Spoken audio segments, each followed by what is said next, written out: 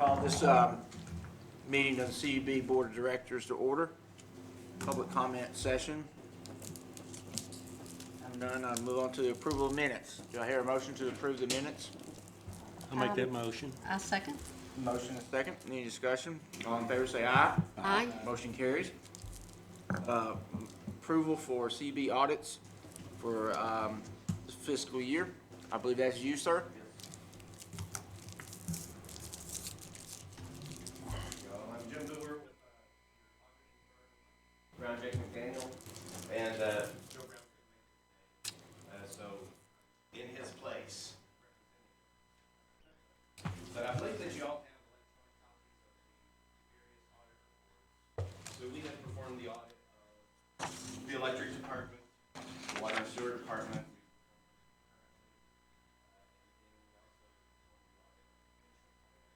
That we just finished up last week. So we've got 3 separate reports. I'm not planning on going into any detail for the financial piece unless there's questions.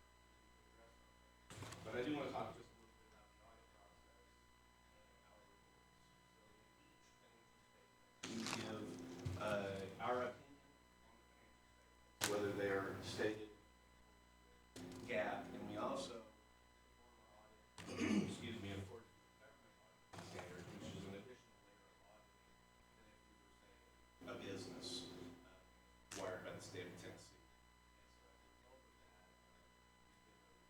of that, at the back of these binder or reports, or the back of the document, that's on our consideration of internal controls and compliance. That's a government audit required report. So you'll have those 2 reports. In all 3 audits, our reports are unmodified, which means it's a clean opinion. We do believe that, in our opinion, that these financial statements present fairly the material, from all material respects, the financial position and changes in financial position during the year. And each of the supplementary reports at the back for government auditing standards, we would report to you if we discovered any material weaknesses in internal control, including any significant deficiencies, any deficiencies that we consider to be significant. And that's defined as any control that is either not designed properly or not operating properly to allow employees in their day-to-day function and task to discover, mistakes, errors, and that sort of thing. So that's what a deficiency is. If it's significant, we would report that to you. I will say that in none of these reports, we did not identify any material weaknesses or significant deficiencies. In addition, in that report, we also considered the utility's compliance with laws, regulations, and contracts. So we also perform specific procedures to address those, and we discovered no instance of non-compliance. So that's essentially what our reports indicate. In addition, there's a separate communication that is not electronic. It was the one, did you pass these out? I'm sorry. This is a required communication between us as your auditor and this board, and it indicates that we did audit the 3 separate entities, the 2 departments of the utility and the pension plan, and that it also identifies just some, I'll call it boilerplate language about things we're required to communicate to you. If there were any significant audit matters, they'd be communicated here, and there were none. The audit actually went fairly well, all things considered. We were able to come on site and work in your offices. We were fearful that we wouldn't, and I will say that for other clients, we weren't able to, and it's been quite a struggle. So trying to just glean the information electronically has been an interesting year from our perspective. So we were able to come out and do that, but we didn't have any significant difficulties performing the audit. We did not have any disagreements with management. This does talk about some of the accounting estimates that are in the financial statements. So estimates are used frequently to present financial statements in accordance with GAAP, and so some of those major estimates are depreciation expense, the calculation of unbilled revenue, and the pension liability calculations. In the pension fund financial statements, the most significant estimate is the estimate of fair value investments, and those are based on quoted market prices. So we've evaluated all the estimates, and we do feel like the support for them is very sound. And then finally, one of the other things we talk about in here are we may perform other services that are not audit services. For example, I review some things that Dudley prepares, that sort of thing, and that those engagements are separate from our audit, and our audit is not contingent on those. They're just separate. So that's disclosed in here as well. So that's kind of what I was going to say, but if we want to look at any financial statements or you have any questions for me, I'd be happy to address that. Are there any questions? When do y'all typically start the audit, and then how long does it usually take? Generally, we're here we do some preliminary work, generally in the May, June timeframe. We're here about 2 or 3 days then. And then we come back and actually perform the utility audit in August, and then the pension audit in November. Okay. And so we're here about a week and a half each time.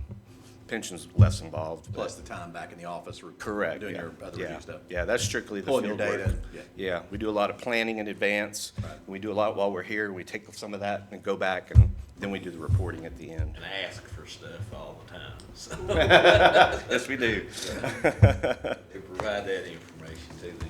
I will say that these financial statements, if you looked at the bottom lines of each department, they match exactly to the numbers that we provide you in your monthly manager's report. And that goes to the credit of my staff that they reconcile those numbers each month to make sure that they're accurate. And we do a really good job of making sure that everything reconciles all the time so that we provide you accurate information. That's credit to my staff and all the good work they do. Yeah, it's common in an audit situation to have to adjust. You know, you'll have your client's financial statements and propose adjustments. We have not proposed any adjustments on any of these statements. Jim, wouldn't you say it's fair that you do a lot of utility audits in this region? We do. I mean, I don't know of a firm that has as many multiple utilities, because utility accounting is unique with FERC and how all of that runs down. You also run into TVA, because TVA, we do a separate annual report for TVA, and then their auditors are out here and they match those up, and obviously it's important that they reconcile with each other. I talked with Joe this afternoon. I've known him for many years, but we go back. We've been with different firms. It was Joe E. Brown. It was Caroon and Black. It was Kramer. No, Maine Herdman, I think. Maine for a while. Herdman for a long time, and then Brown, Jake, and McDaniel. In all of our years, we've never had a problem with the audit. We've never had an adjustment on an audit. We've never had anything but a clean audit, and that goes to the dedication. We've designed working papers in order to catch errors before the auditors do, and we've shared those with other utilities. We had them on site because we feel like it is, Dudley and I mean, it's part of internal control. We want them to get what they want, to go to the drawer and literally pull a voucher, other than asking for something electronically. That way it's instantaneous, and they have access to everything.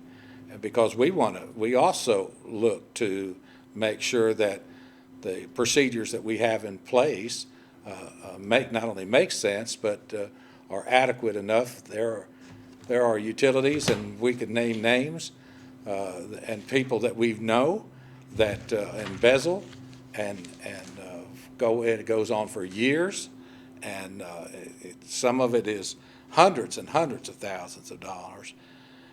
That, what we have in play, couldn't go on for years, and nor would we have anybody here that we would do anything like that. But you still have to have procedures and policies in place that would identify any irregularities. So we want to know as much as you want to know if there's an irregularity or a shortcut, because we don't want any of those things. And we appreciate the job that you all do. as do the other utilities that utilize your firm, and you're outstanding. And thank you. I I appreciate told that. Joe that on the phone. I missed him coming out. Yeah, you yeah. know. But you did great. Thank you. Hopefully he'll be back next year. Any other questions? Do I hear approval for, a motion for the approval of the audits? So moved. Motion, is there a second? Second? Motion is second. Now, any discussion? Steve, do you have anything? Good. Okay. No discussion, no further discussion. All in favor say aye. Aye. Motion carries, and the audits are approved. Thank you, sir. Thank you very much. Thank you, Jim. Thank you all. You're welcome to stick around if you would like, and you're also free to exit. I'll go on and I'll read the minutes next year. Okay. Thanks, Jim. Appreciate you. See you. Y'all have a Merry Christmas. Thank you. Merry Christmas. Bye-bye. We'll now move to approval of vouchers. Mr. General Manager. Yes, you should have a voucher listing before you of both electric and water. They are part of your packet, and you hopefully had time to review, and we'll be happy to answer any questions that you may have. Do I hear a motion to approve vouchers? So moved. Second. Is there a second? Second. All right, there's a motion and a second. Any discussion? Anybody got any questions or concerns? All in favor say aye. Aye. Motion carries. Move on to the approval of monthly reports for the month of October. Move to General Manager. Thank you, Mr. Chairman. I'm going to defer to our Director of Accounting and Finance because all the numbers are good, and we are exceeding the forecast. So I'll let him, as he well deserved, to tout that positive financial news. Thank you. Before you have the revenue and expense summary for the year through October 2020. If you look at the electric department for the month, we had a net income of $117,000. Our year-to-date is $286,000 ahead of the forecast. That's despite the low sales, because if you look at where our weather is for that moves too fast. Where our weather climate's been, you see we're running low. Blue is this year, red's last year, and yellow's a 15-year average. And November is going to be low too, but with the help of our credits that we've been getting from our TVA, our partnership credit, and also our COVID credit, we're able to stay ahead of the forecast. So net income in the water department is $117,000. I will say that if you were comparing this year to last year, which is what a lot of people would do, and I would do if I were you, this period for this year has 3 payrolls in it, and the period for last year had 2 payrolls in it, and that's why you can get such a big discrepancy. Next month, those two will catch up and match up. So, electric department's doing great. Water department, again, 30,000 change in net assets, 12,000 ahead of the forecast for the year.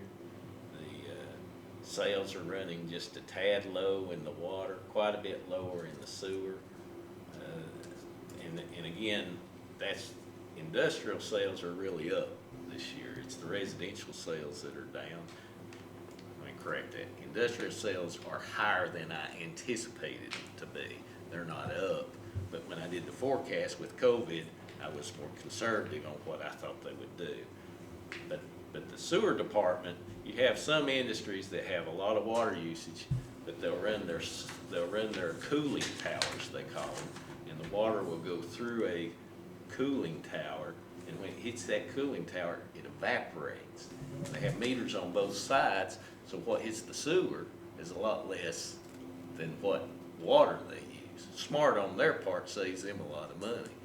But that's why you'll get a discrepancy in that, and we had one industry that really figured that out this year, and it's really saving them some money and hurting us a little bit. But despite all that, we're 12,000 ahead of the forecast, so all's well. Expenses are 36,000 less than we had anticipated for this year at this point.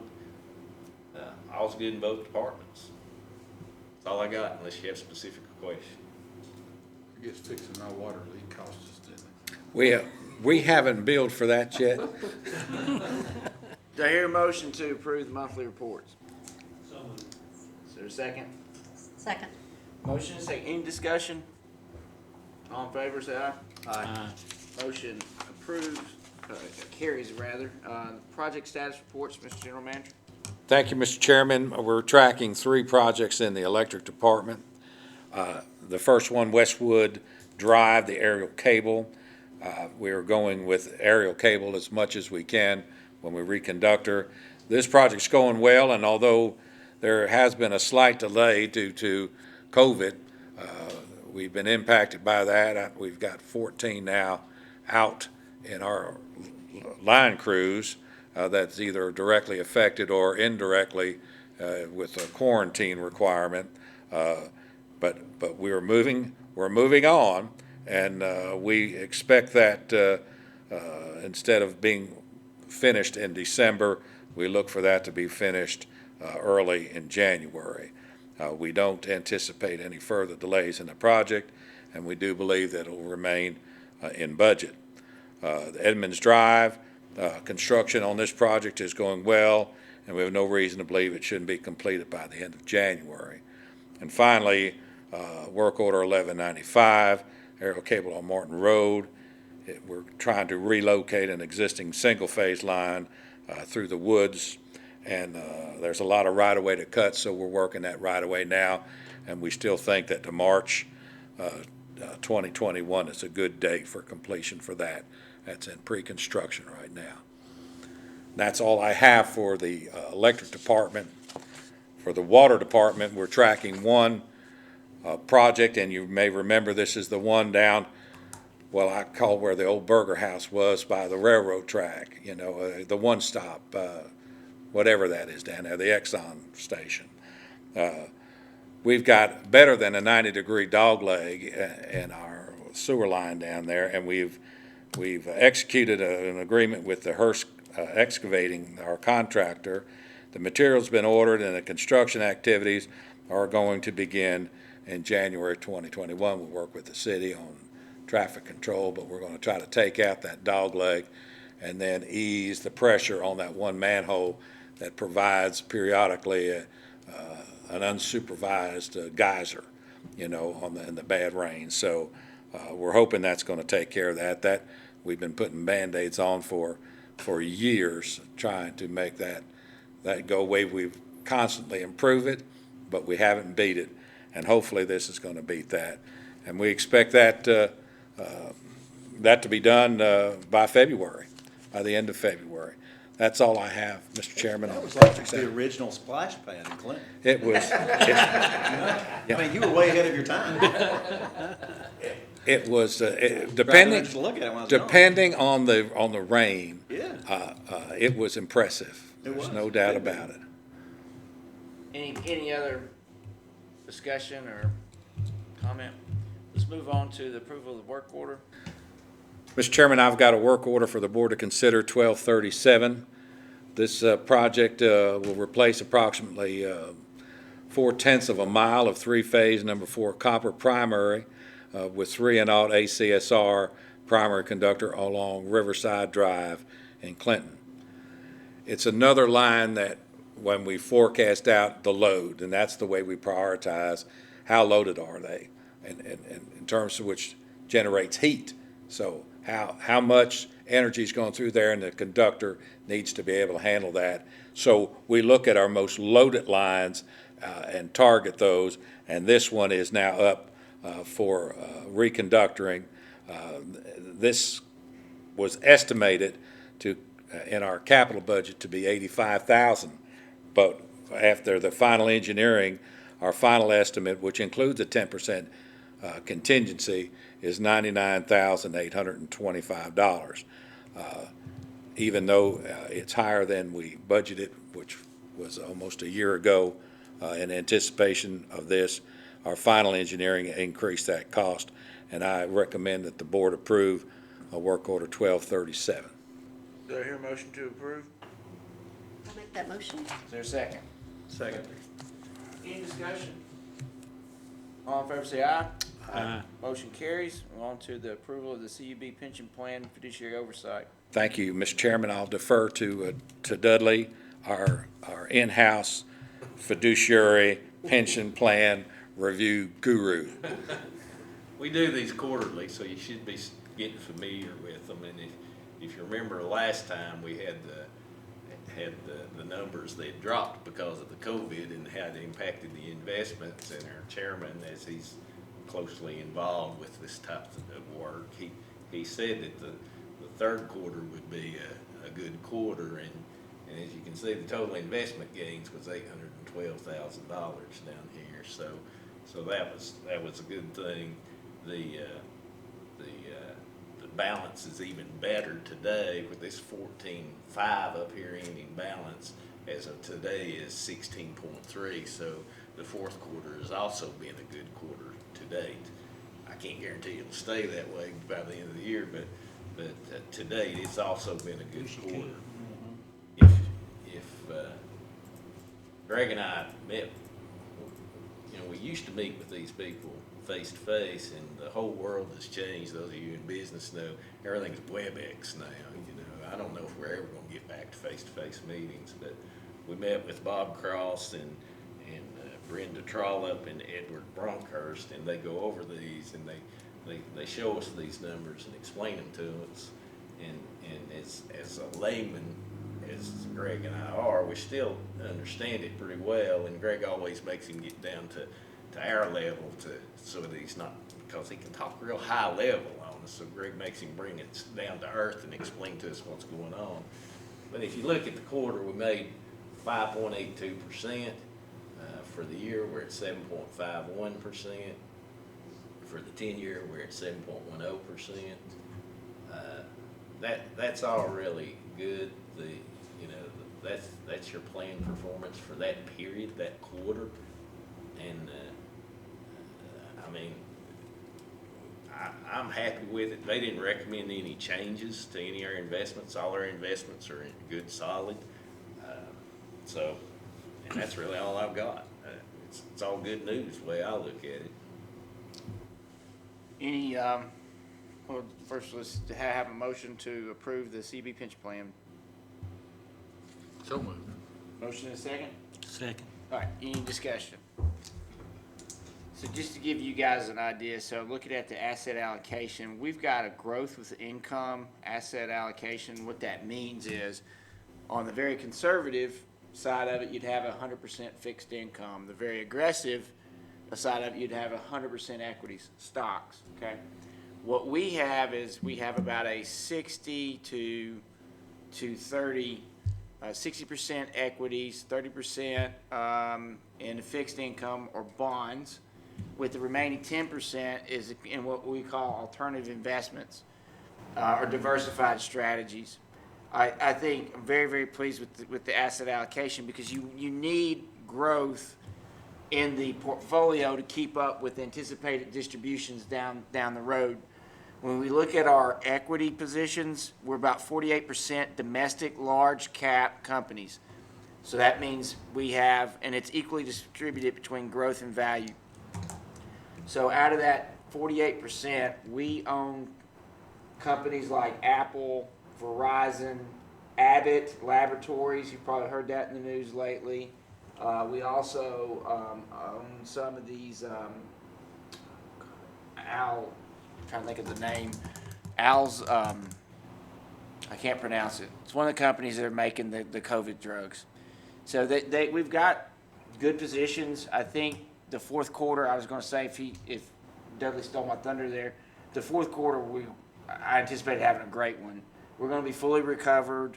We'll end the year with a positive return. I think that the positions that we have are very conservative in my mind. So we have to have a certain level of risk to keep up with the returns that the portfolio needs. But the risk that we have errs on the conservative side. Where I would get real concerned is if I didn't recognize the funds we were using. I recognize the funds. This is you know, one thing that I would ask Bob when I get a chance to talk to him again down the road is about some of these fees that get embedded with the fund managers. But that's not a big concern that I have. I'm very comfortable where we are, what we're doing. This is one of the biggest things I think this board, we have lots of responsibilities. This is one that I really think is a responsibility of the board to really oversight. I don't have a problem with it. I recommend that we approve it. Any other questions or discussion? I'm glad we're in a financial position where we can also, I mean, if you read the report, I think it said we were $900,000 roughly is what we minimum required to fund. There's some wisdom in being able to put more back than that, particularly in the middle of the COVID situation. That now you're looking back on, hey, that's a really good capability, but it's all based on the financial stability of the organization. There's a lot of companies that probably don't have that extra buffer to be able to put in there and make sure we're staying ahead of the game, so you never have a problem or try to avoid a problem down the road. And I think that's good, but it's all on the underlying financial position of the organization, you know, that's allowing that to happen. So the returns are great on top of that too. Right. Right. A lot of cities got in trouble by not funding their plans, but we always overfund ours. Yeah, they put the minimum in, and sometimes they don't even do that, you know, but Yeah, they put too much stress on the portfolio. they do. And then a lot of those pensions went heavy into the mortgage-backed securities in '08, and you know what happened there. But Right. we're looking good. We're conservative, taking appropriate amount of risk. There's a motion and a second. Is there any further discussion? All in favor, say aye. Aye. Motion carries. General Manager, any other business? We do. If I could just take a few minutes. As part of our personnel policies, employees with 5 or more years of service must schedule and use a minimum of 10 days of personal leave. Sounds like I'm in an echo chamber, Dud. I'm lifting that up a little bit. They must take and schedule and use a minimum of 10 personal days leave each calendar year. And that's a good policy for several reasons, because it's important for our employees as well for their well-being. They need to take time off. And it's also what we look at as an internal control mechanism. It puts people out of the office. It puts then someone else doing those duties and responsibilities. It's an automatic oversight. There's a lot of folks that if they never take any leave, it's because they're trying to cover things up. Well, this has been an extraordinary year, to say the least. And irrespective of the fact that it's a good policy, because of COVID and the stress on the work schedule, we have several employees that cannot easily meet that requirement this year. In other words, they would have to be scheduled between now and the end of the year, time off. And this accounts for a lot of our management and supervisory groups on the water plant and the sewer plant and customer service and things like that. So I'm asking for the board to waive that requirement for calendar year 2020, so they can carry over and they're not required to use that required 10-day schedule to be off. Do I hear a motion to approve? So they can carry it over, they don't lose it. No, they don't. They do not lose it. Are some of these employees, have they gone through the COVID? I mean, have they suffered through the COVID time off? Well, For those reasons. of the ones that I looked at, I didn't see any that, I mean, I don't, well, I'm one of them, and I had COVID, so, you know, there was some of that. I continued to work, you know, from the house on that kind of thing, but, no, I don't know, Steve. Yeah, I was just wondering, I mean, we gave additional days to cover for that. Yeah, well, we're not giving days. We're just saying we're not requiring you to take the time off because we require you to take at least, if you have 5 years or more service, you've got to schedule and use 10 personal days. We want you out of the office, essentially.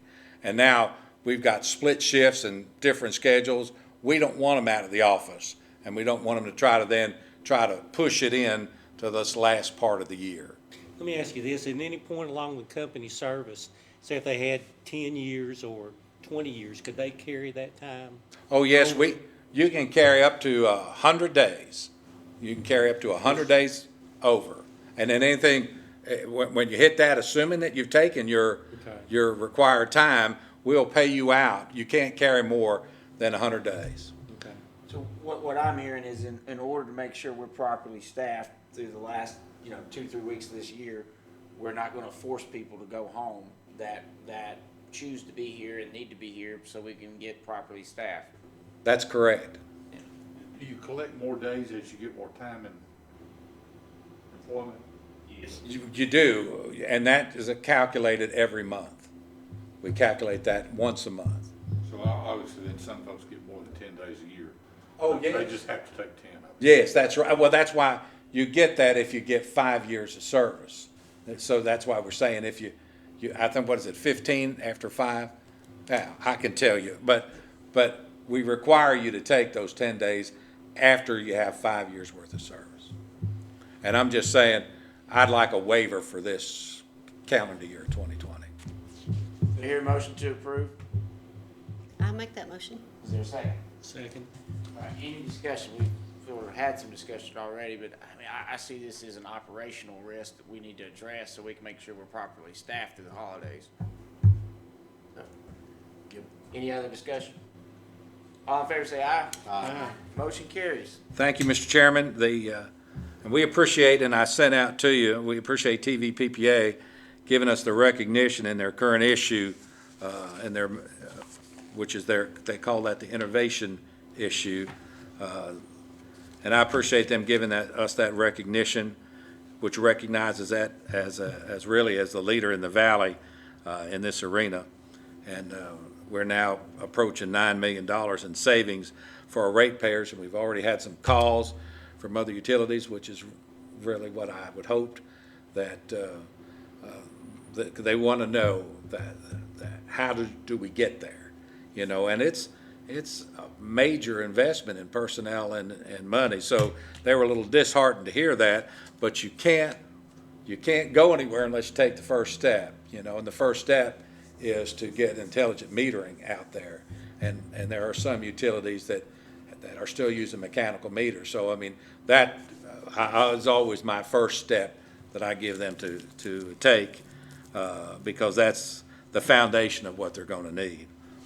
Now, the water grant, and this will take a second because I want to bring you all up to speed. We have some new board members, but in December of 2018, with the help of Mitch Loomis at East Tennessee Development District, CUB submitted a pre-application for an ARC grant for $500,000 to assist CUB in a project costing about $3.4 million to install and construct a booster pump station, a 400,000-gallon groundwater storage tank, a 12-inch main river crossing, and all this to serve the I-75 industrial park. You may remember that we don't have any water on the other side of the bridge, of the Clinch.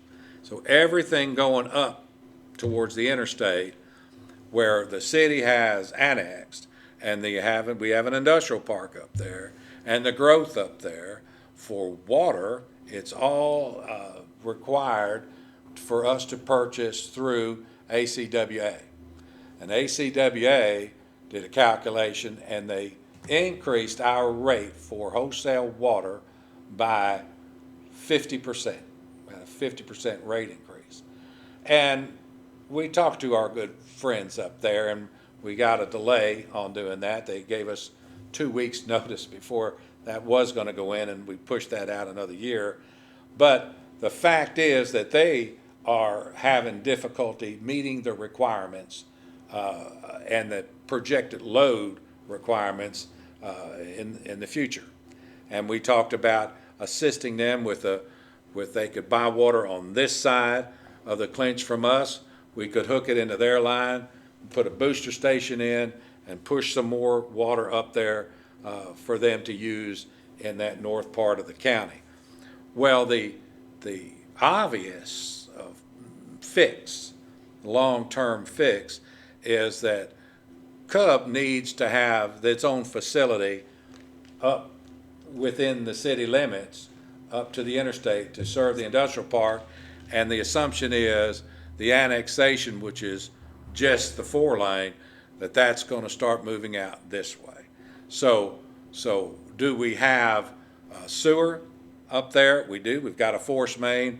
If we put in another pump station, we can accommodate more wastewater coming this way. But we don't have any water, so we need a water line going up there. That's costly because in addition to a water line, we need a water storage facility up in the industrial park. And that was originally designed when that industrial park was there, and it never got built. And that is, for a lot of good reasons, we need to have a water storage facility up there. And that's a substantial amount of money that's kicked this project up over time. But we were looking for any assistance. So when we jumped right on this at the end of 2018, we were trying to at least get $500,000 in assistance through a bond. That, unfortunately, the state scored us, and they determined in March of 2019 that we're not going to get funded. So I immediately reapplied for that ARC grant, and I also applied for a CDBG grant. I'm applying for everything that's potentially out there. And both were denied. And then in June, we applied for an EDA grant, and that was denied. And then in July, we received notice that it was denied because of lack of available funds. So no EDA grant. Then out of the blue, we received a call from our friend Lucas Blankenship down at the state. And Lucas says, I want you to, he's with the EDA down there, I want you to apply for this EDA grant, which is EDA COVID grant. So it was money available in this time of COVID. And he said, in that, they're doing an 80-20 match, which meant that we're now looking at a 20%. So it was what I call jaw dropping. I was thrilled out of my mind. And I had a lot of comfort that since they called us to reapply for this grant, that there was a good chance that we would be in line for that. And then we got notice that that's not going to happen. We're not going to get that. And I don't know if the election had anything to do with that or not. But there is another grant and that I've jumped on, and that is it's a PWEAA 50% grant, and it is a Public Works Economic Adjustment Assistant Program. So that is a 50% grant up to $1.5 million. So I just want you to know we've applied for that. We are tenacious in trying to get some money for this project, and we will continue until we are successful in the grant. So we're going from a low of we've got to pay 80% to we only have to pay 20% to what now is a 50-50 grant if we're successful with this Public Works and Economic Adjustment Assistance.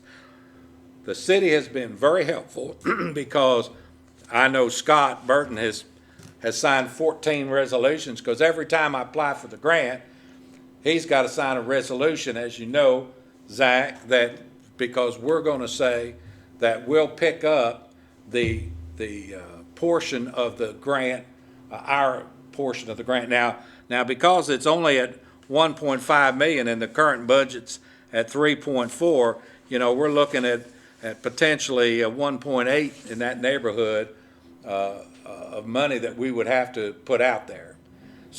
I don't know what the final engineering is on that, because it's designed to where they'll put a 12-inch crossing across the clinch, which they bore under, which is a significant cost associated with that, I think, in the neighborhood of $700,000. The river crossing is $630,000 just across the river.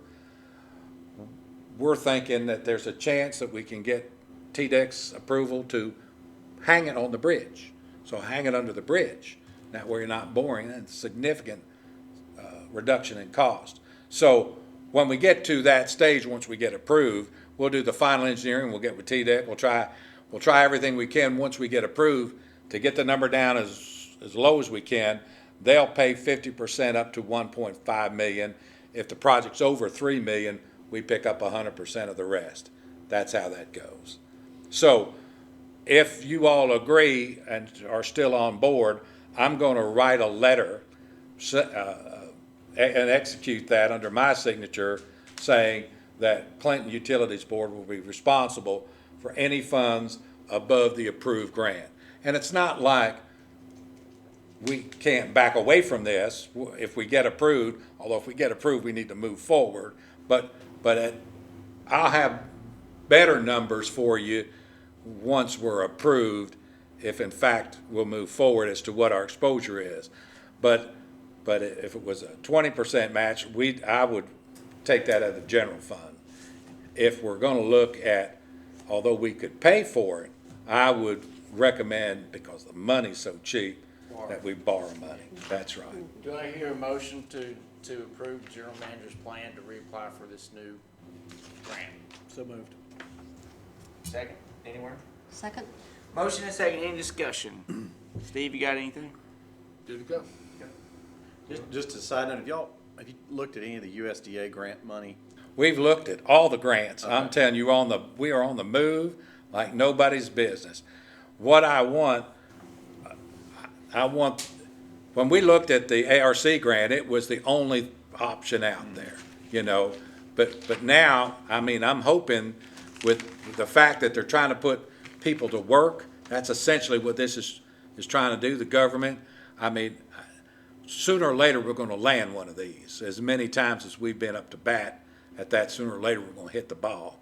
And when we do, it's that much less, because this goes to what we talked about the other day. The only way that we can essentially afford to do these big extensions is with grant assistance, public assistance from somebody else.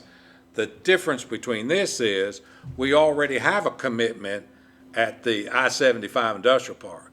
We need to make sure that we've got, sufficient water to supply them and fire protection that's associated with that. It's not speculative, No, not at all. it's needs-based. All right, there's a motion, any other discussion? All in favor, say aye. Aye. Motion. Thank you, Mr. Chairman, that's all I have. All right, is there any other matters to be brought forth this board for consideration? Quick question, are these anywhere proprietary? No. I mean, so if I No, keep talk- them while and read them and throw them out, it's not a problem. No problem at all. Good question. That's what Dudley does. Well, I would just say from behalf of the board to our employees, would you extend a Merry Christmas? I'm sad that we can't get together. I understand the reasons behind it, but please let our people know that we appreciate their hard work and just proud to be on this board, and tell them Merry Christmas and keep safe. Thank you. Thank you. Anything else? No, Come sir. for the board? Motion to adjourn? Somebody say so moved. So moved. Sorry.